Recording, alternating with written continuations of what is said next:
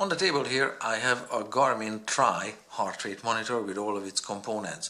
I was getting an error message on my Forerunner 945 that the battery in this heart rate monitor is running low on power. In this video I'll show you what's involved in changing the battery in this heart rate monitor. I also have a voltmeter here because I wanted to check out at what voltage do I get this error message generated. So, very straightforward. Measure volts on the dead battery. It's fairly easy to see on the display here that at 2.79 volts is when the battery is functionally dead. A new battery that's pretty good. Most batteries go dead at 3 volts in most devices. A new battery has almost 3.3 volts. 2.24 is close enough now. So this is the new battery that's going in. So whatever the difference is between new and dead, that's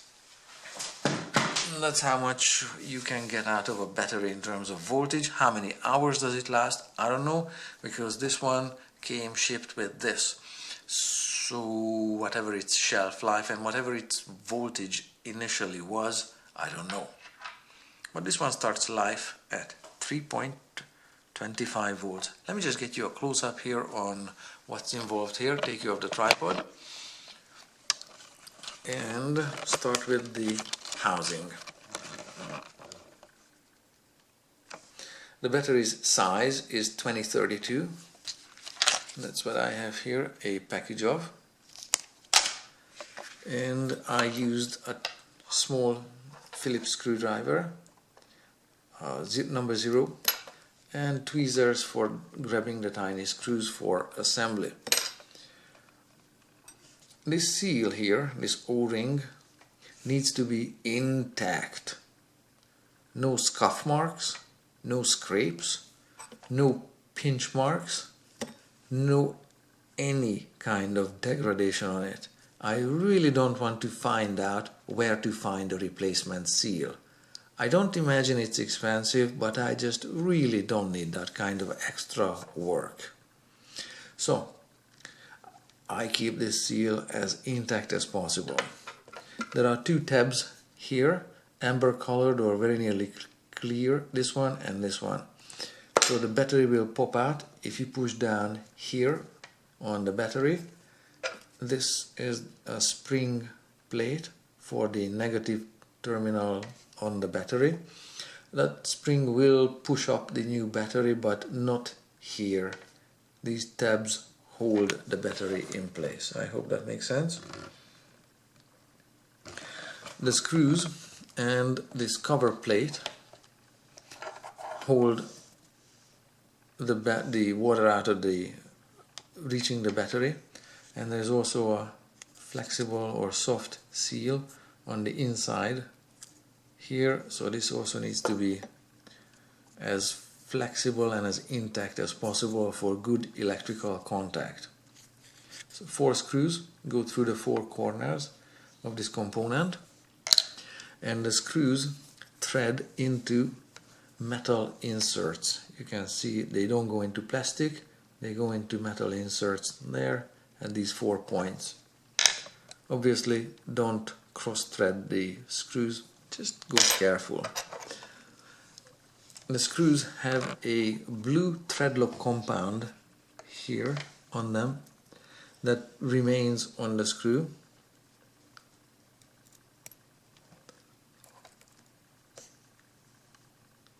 And there you can see that blue thread lock compound on one side. If you feel the need that they need more on them, or those, don't take the blue thread lock compound off them. They don't need to be removed. This one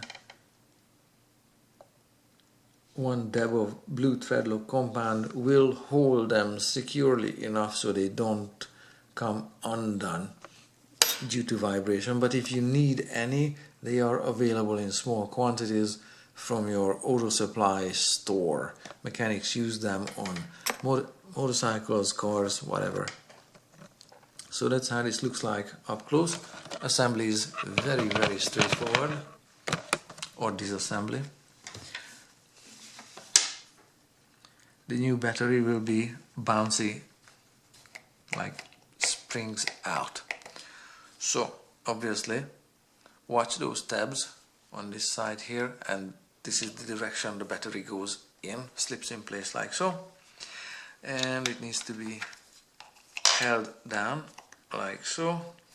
Line it up, seat it properly, make sure it actually seals. Put the little screws in, use a pair of tweezers if you have to, and tighten the screws evenly. I know you can't tighten all 4 of them at the same time, so I'm tightening and adding them in this diagonal pattern, and I just tighten them just lightly first, not tightening them all the way down just yet. So the battery and the seals, well, the one O-ring, and yeah, I want to make sure this is going in just right. So I want to make sure that the round seal is actually compressed evenly instead of compressed by one corner, because that might dislodge the seal. I want even compression on that round seal. I hope that makes sense. So now I tighten each, I don't know, half a turn until they actually bottom out like this one and it doesn't spin anymore. If I have to, I can apply some down pressure this way and there. That's bottom that. So these two are now tightened, and this one needed a quarter turn, the last quarter turn, and this one thereabouts. So now I made sure the seal is evenly compressed as much as possible. This is a silicone trim item. It doesn't do much for keeping the water out at all. It's just a trim item. I'll put it back like so. Good to go for another Arctic run. Check out my video and tell me what you think.